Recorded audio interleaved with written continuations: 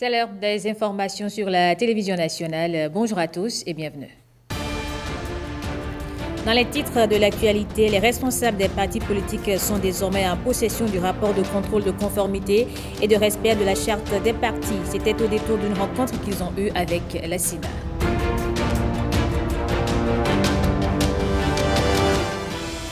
Le tout premier hôtel 5 étoiles du Bénin est officiellement ouvert. Le Sofitel se dresse en toute beauté à suivre les images de ce joyau qui force l'admiration.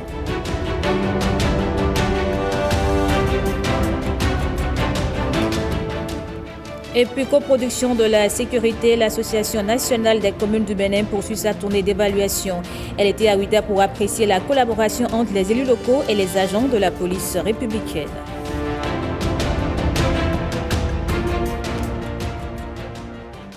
Bonjour à tous et bienvenue dans ce 13h. La SENA a remis aux responsables des formations politiques le rapport de contrôle de conformité et de respect des dispositions de la charte des partis politiques. Il contient la disposition des sièges au niveau national et départemental, le respect des arrêtés préfectoraux ainsi que la participation aux élections législatives. Gilles Dansou et Simon Villon.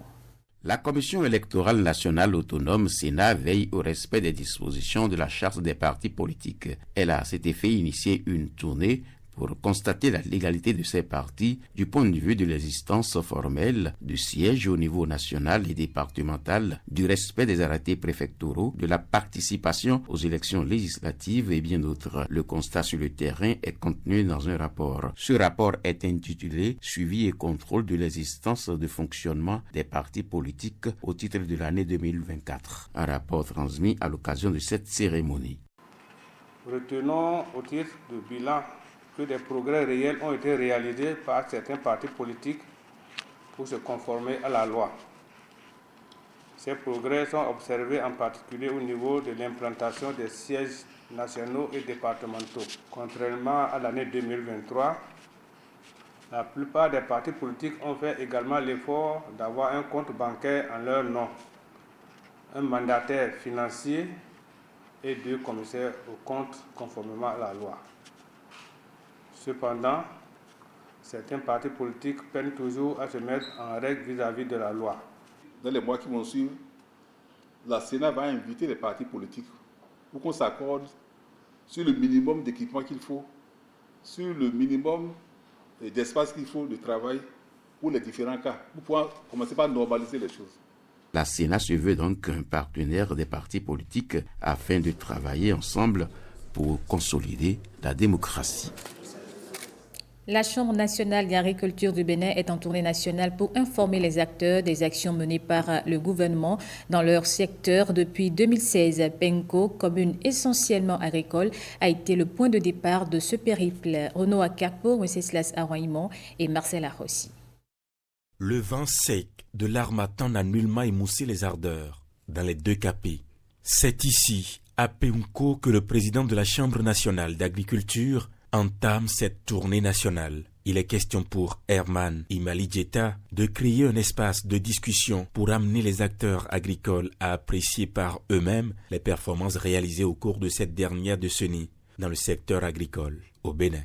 Nous avons lancé cette mission pour faire le bilan de toutes les actions menées par le gouvernement depuis 2016 jusqu'à ce jour. Cela permettra à chaque commune de nous dire exactement ce qu'elle a pu bénéficier dans ce secteur, ce que le gouvernement a fait, est-ce que c'est ce qu'ils attendaient? Qu'est-ce qu'ils attendent encore de ce gouvernement? Cela permettra également au gouvernement de se mirer dans ce qu'il a fait, ça leur permettra d'ajuster. Et à la fin, nous allons prendre un rapport et supplier le chef de l'État qu'il nous reçoive avec 1000, 2000 producteurs, il leur parlera de vive voix. Dans la cité de la Pierre Noire, les producteurs, éleveurs et autres transformateurs de produits agricoles ne se sont pas fait prier pour rallier le site de l'Union communale des coopératives villageoises, lieu retenu pour les instants de discussion. Les échanges entre les différents acteurs ont été très fructueux.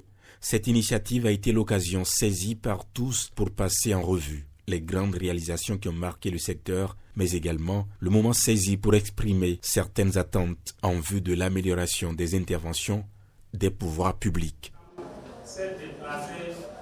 Après Penko, c'est la cité des Bagana qui se prête à ce même exercice de bilan. Cette initiative dans la commune de Kondé, nous qui sommes ici présents, tous producteurs de tous les filières, nous sommes très contents.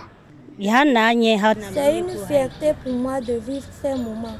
J'ai beaucoup appris au cours de cette séance de discussion. 9 équipes conduites par la Chambre, les fêtières et les organisations paysannes parcourent les 77 communes du pays pour ces échanges avec les producteurs. La loterie nationale du Bénin est désormais cotée à la Bourse régionale des valeurs mobilières de l'UEMOA. Ces actions portent pour identifiant le sigle LNBB. La cérémonie de première cotation a été organisée dans les locaux du ministère des Finances. Igor Ayosso et Alessandra Dioton pour les précisions. 10h45, ce 13 novembre 2024, la Loterie nationale du Bénin devient officiellement société cotée à la Bourse régionale des valeurs mobilières.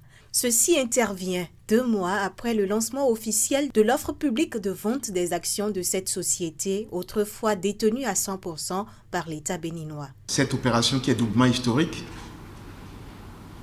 d'abord parce que c'est la première fois qu'une entreprise publique rentre à la côte au Bénin.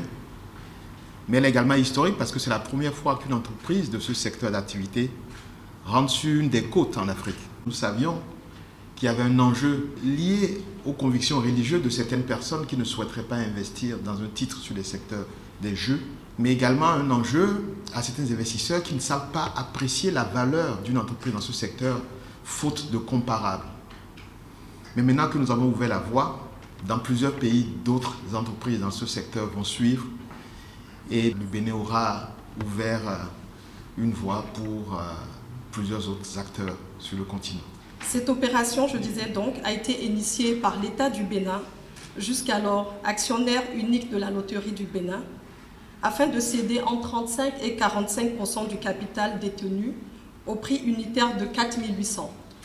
Cette offre publique de vente s'est clôturée par la cession de 9 millions d'actions, soit le maximum d'actions offert par l'État. 43,2 milliards de francs CFA ont été mobilisés au terme de l'opération, avec 42% de souscriptions collectées chez les résidents au Bénin. Le succès de l'opération est également dû aux investisseurs régionaux et internationaux. Nous sommes agrippés avec force dans le flanc de la fusée mère de l'actuelle gouvernance de notre pays. On est monté, on va en orbite là. Vous nous avez fait confiance, on est très reconnaissants. Et comme je dis, votre confiance nous pèse, elle nous pèse lourdement. On sera à la hauteur, et plus qu'à la hauteur. C'est également l'occasion de vous dire que ce que nous faisons aujourd'hui rentre dans la droite ligne de la vision du président Talon et de son programme d'action de gouvernement. Et pour arriver là, c'est parce qu'il y a eu tout un vaste programme de modernisation, de transformation de la gouvernance des entreprises publiques, mais également un vaste programme pour créer le cadre pour qu'un secteur privé dynamique naisse au Bénin. Dans les 3 prochains mois, déjà, nous allons nous retrouver ici pour une autre opération. Et nous allons vous démontrer qu'en faisant confiance au gouvernement du président Talon, vous n'avez pas tort. Parce qu'il s'agit d'une gouvernance qui sait ce que c'est que faire l'argent. Une annonce qui a de quoi réjouir. Elle dénote, selon le directeur général de la BRVM, de l'engagement du gouvernement béninois à soutenir le développement du marché financier régional.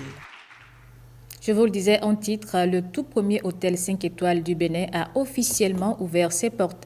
Le Sofitel est bâti sur les ruines de l'ancien Sheraton. Il a été inauguré en présence de plusieurs invités. Herman Ronig Amégan nous fait ici le récit d'une soirée lumineuse. Vue du ciel, c'est la Voie lactée. Une constellation d'étoiles, de lumière et de charme, nichée entre le boulevard de la Marina et le bord de mer. Un lustre déconcertant qui s'étire sur 29 hectares à la porte d'entrée du Bénin.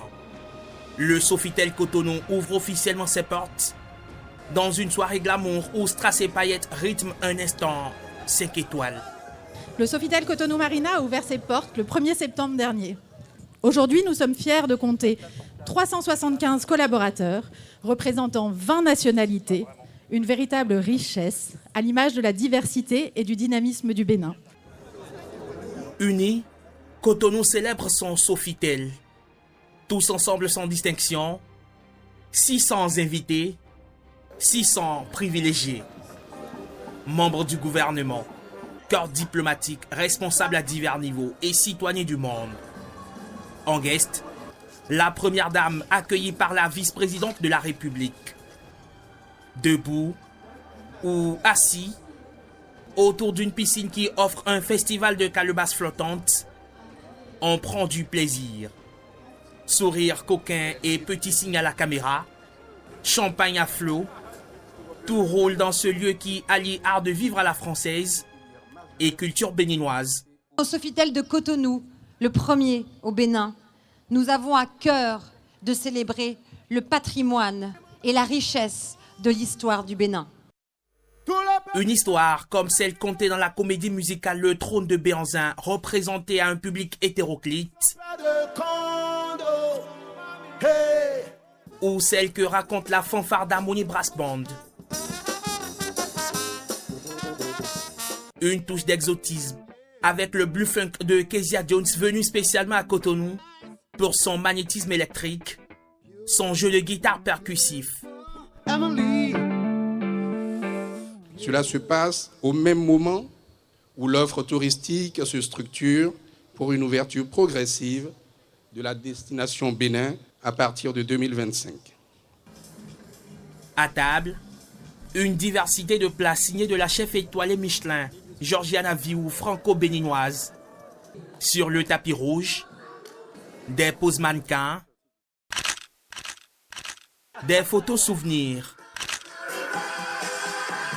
Comme vous pouvez le voir juste derrière moi, tout ceci se termine en danse, en musique, avec le sourire large sur les visages. Le Bénin tient enfin son tout premier hôtel 5 étoiles, sans doute le premier d'une longue liste à venir. Le moment est entraînant. Chacun y va de ses pas pour un plaisir jusqu'au bout de la nuit. Très belle soirée et très intéressante, rencontrer du monde, voilà. Ça fait du bien. C'était très joli, bonne musique aussi, belle surprise, on a bien mangé également.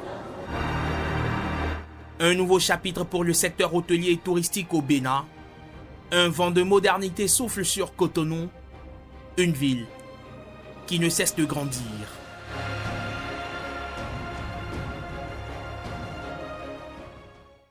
Suivez à présent la réaction de quelques personnalités présentes à cette manifestation. Elles sont toutes unanimes sur le charme de ce nouvel établissement hôtelier. Ça représente un Bénin qui est grand, un Bénin qui est ouvert au monde et qui peut accueillir le monde entier. C'est vraiment ce que ça nous inspire et c'est vraiment un hôtel dont on est fier. Vraiment de belles infrastructures, il y a de l'art, il y a de beaux espaces, il y a de l'art culinaire. Dans l'histoire du Bénin, c'est des choses qu'on n'a pas l'habitude de vivre. Mais depuis moins d'une dizaine d'années, vous savez, moi je ne fais pas la politique, mais je dis ce qu'il en est. On a un gouvernement qui est sensible à ce qu'on fait. Ça fait longtemps que nous aimerons avoir de telles infrastructures. Nous savons ce que ça veut dire, parce que accueillir de grands événements dans notre pays, pour nous, c'est un symbole. Et ce Sofitel qui a été inauguré, pour nous, c'est un symbole et ça ouvre la porte aux grands événements pour notre pays. C'est tout simplement des avancées économiques et sociales déjà. Montrer que notre société est en train d'évoluer, de se tourner vers des choses qui sont vraiment de qualité. Je pense qu'aujourd'hui, on associe de plus en plus le Bénin avec cette image de gens qui font des choses qui sont belles, esthétiques et qui sont durables. Et ça, c'est vraiment important en tant qu'Africain, de montrer qu'on est capable de faire des choses qui changent le monde. Et un hôtel pareil va faire venir des gens du monde entier et va donner une image du Bénin à l'extérieur qui sera exceptionnelle. Et donc, on ne peut être que fier. Et dans l'élément qui va suivre, Herman Rodrigue Amégan nous offre une visite guidée, le Sofitel en lui-même et ses caractéristiques.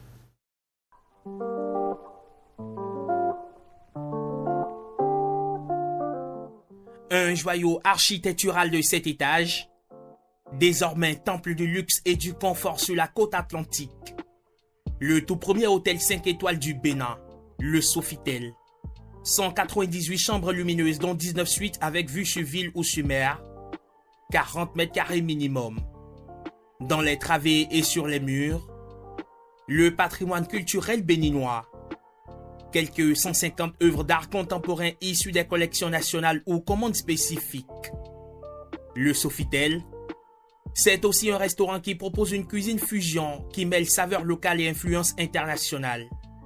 Un véritable voyage gastronomique pour les palais les plus exigeants. Bien-être et détente sont également à l'honneur avec un spa somptueux et une piscine trouée de bassins miroirs à débordement. L'établissement n'est pas seulement une destination pour les voyageurs d'affaires ou de loisirs, il s'affirme également comme un centre de congrès et de grande envergure avec le Dôme, le Centre international de conférences, le Sofitel Cotonou, un cadre prêt à séduire le monde pour peu qu'on veuille vivre l'expérience. On quitte le Sofitel pour les marchés. Depuis quelques jours, des personnes mal intentionnées collectent des sommes d'argent auprès des usagers des marchés contre la garantie d'une place, notamment au marché d'Antokpa. La directrice générale de l'Agence nationale de gestion des marchés est montée au créneau pour fustiger de telles pratiques passibles de sanctions. On l'écoute. Dans le cadre des installations et de les ouvertures prochaines des marchés de gros et de pôle commercial GMK, nous n'avons pas débuté encore, je voudrais dire, l'ANAGEM n'a pas encore débuté les travaux de recensement sur le site de Dantokpa.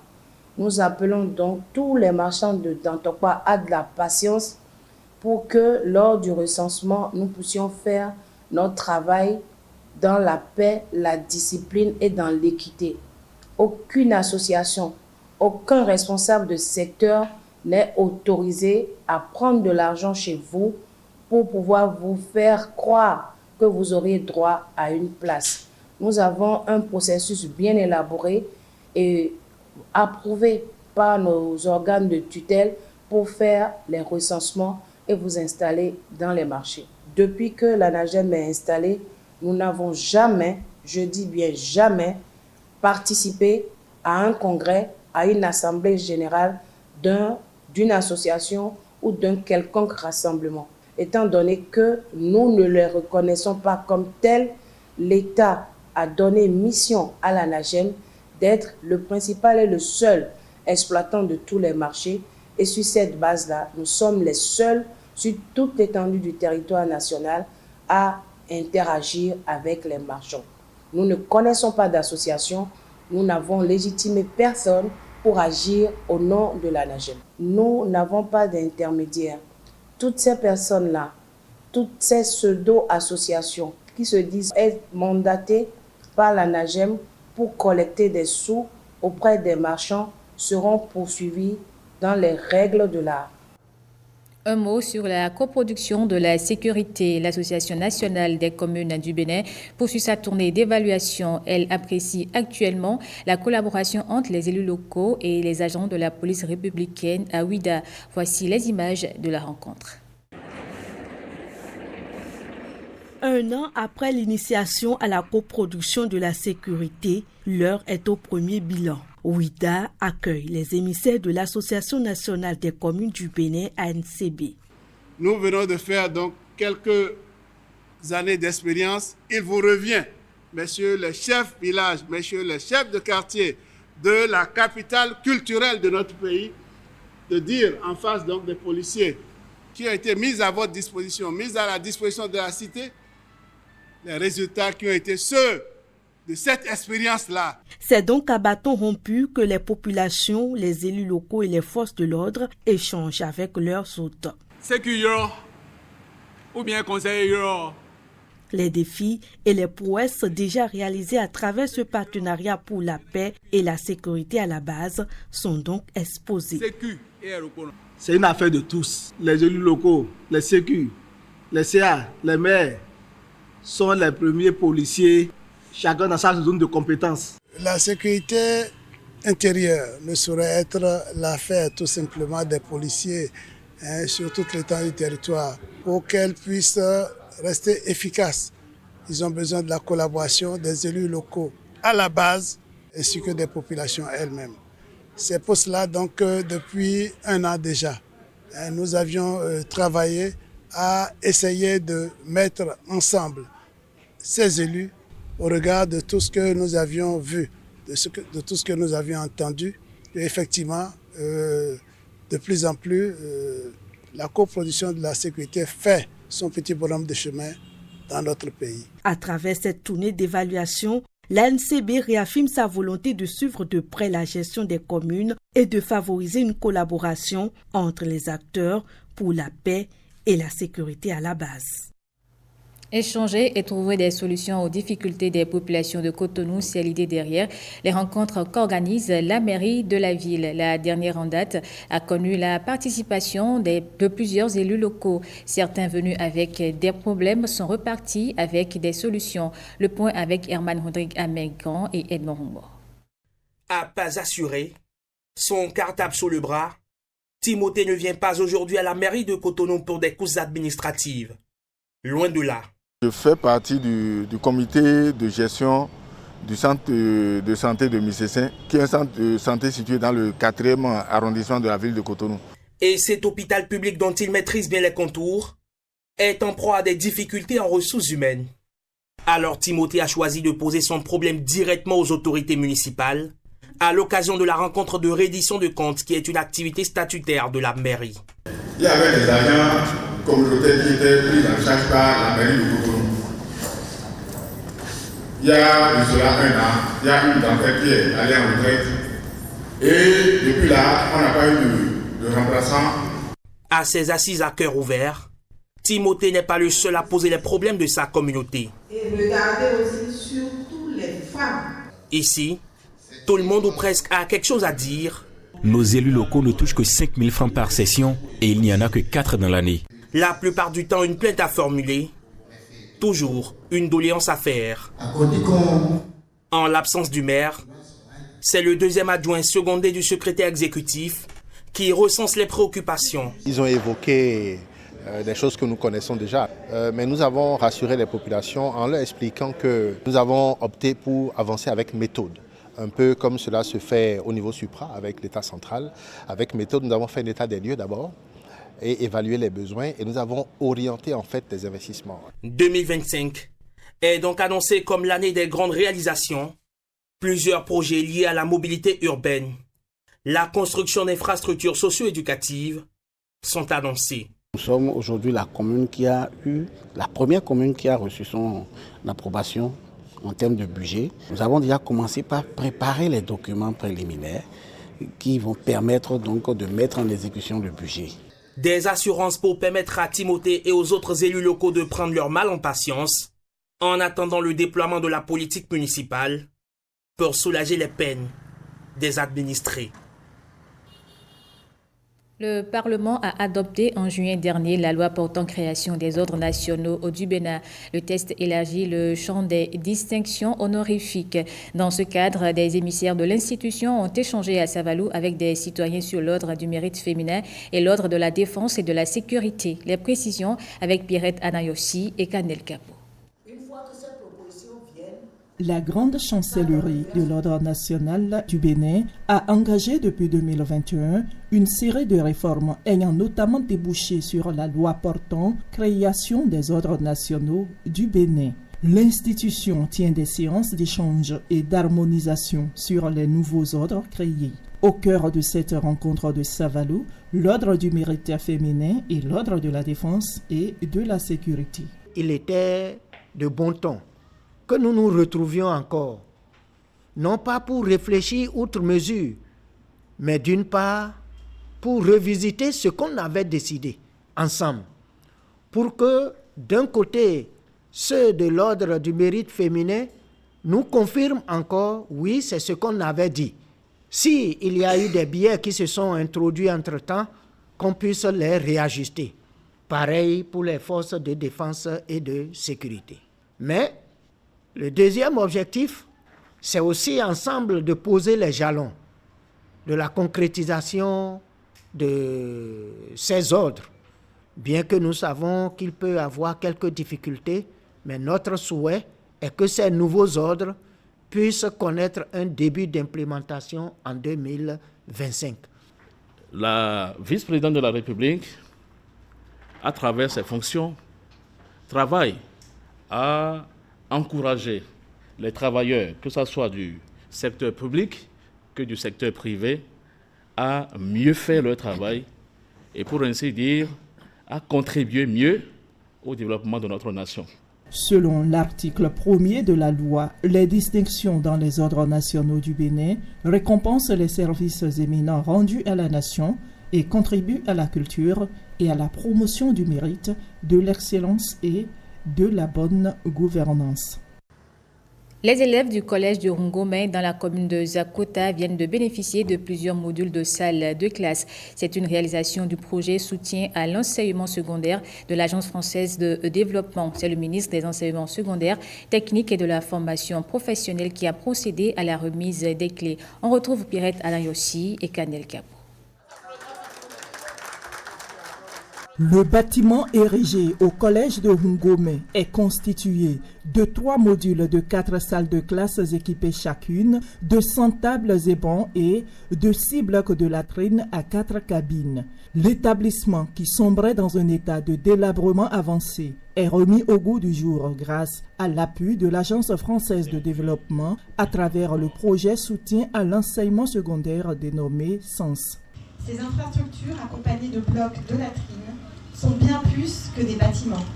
Elles sont les fondations même d'un avenir meilleur pour des milliers de jeunes béninois.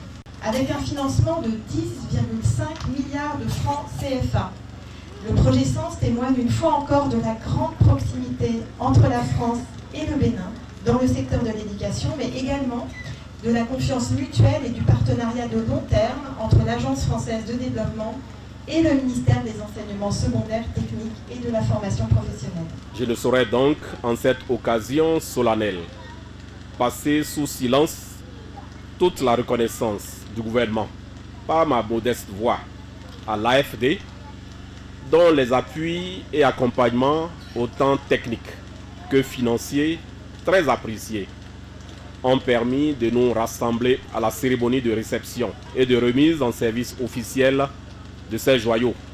Au nom de ces milliers d'âmes innocentes, de leurs parents, des enseignants et des chefs d'établissement, je tiens à remercier tout particulièrement le gouvernement de notre pays à travers notre ministère de tutelle et l'Agence française de développement pour leur soutien indéfectible. La commune de Zakota, qui accueille l'inauguration de ces infrastructures, n'est pas la seule bénéficiaire du projet SENS, un programme prioritaire du gouvernement.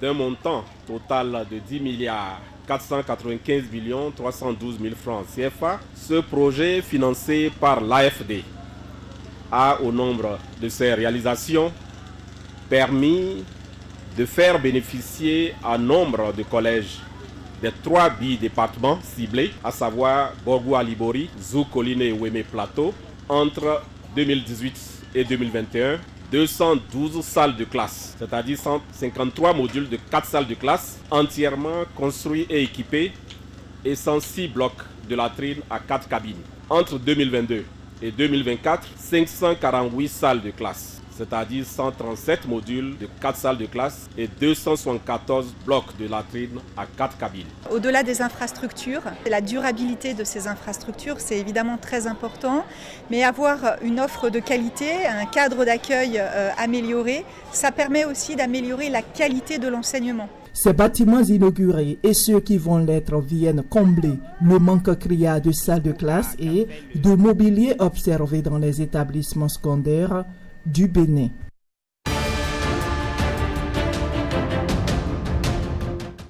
Faisons pour finir le point de l'actualité internationale.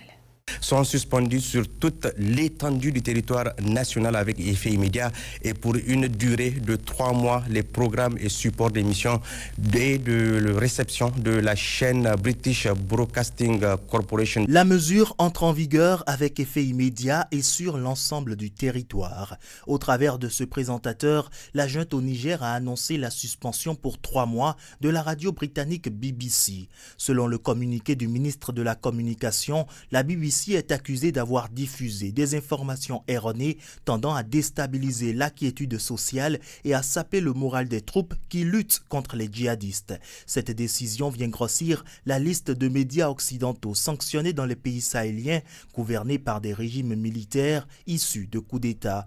2 autres médias occidentaux sont suspendus au Niger, RFI et France 24, depuis août 2023, quelques jours seulement après le coup d'État qui a permis à la junte du général Abdourahmane Tiani de prendre le pouvoir dans ce pays sahélien. Des milliers d'étudiants protestent devant les locaux de la télévision nationale serbe à l'heure du journal principal. À 19h, ils se sont rassemblés dans le froid devant les locaux de la RTS pour protester contre la couverture de leur mouvement, demandant à grand renfort de sifflets d'être reçus en plateau. S'ils n'ont pas été reçus, la manifestation a été évoquée et un présentateur a expliqué que les étudiants n'étaient pas satisfaits du temps que la RTS accorde à leur manifestation, ni de la façon dont la RTS parle de leur manifestation. Les étudiants ont pris le relais de l'opposition qui manifeste depuis le 1er novembre. Face à ce mouvement étudiant qui s'étend, plus d'un tiers des facultés sont bloquées. Le pouvoir a beau affirmer avoir répondu aux demandes des étudiants, annoncer des aides financières et accuser des agents de l'étranger d'être derrière les manifestations, les étudiants serbes qui bloquent leurs universités depuis des jours n'ont pas l'intention de rentrer chez eux et plusieurs milliers ne sont pas prêts d'arrêter les manifestations. Et voilà qui met un terme à cette édition du journal. Merci à vous de l'avoir suivi. Je vous retrouve à 19h avec plaisir.